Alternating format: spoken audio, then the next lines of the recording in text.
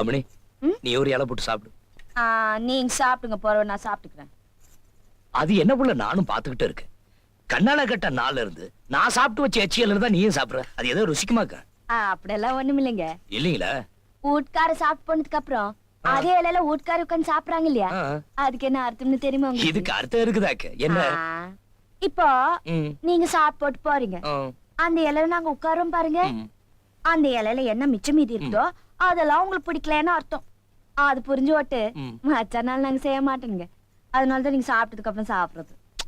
இவ்வளவு விவரம் தெரிஞ்சு வச்சிருக்கிய. ஒரு நாளாவது எனக்கு பிடிச்சது பண்ணி போட்டுருக்கிய நீ. இந்த விளையாட்டானுங்க வேணாங்க. அப்போ அம்னே நீ சமைச்சதை விட பரிமாறுறது இருக்க. அப்போ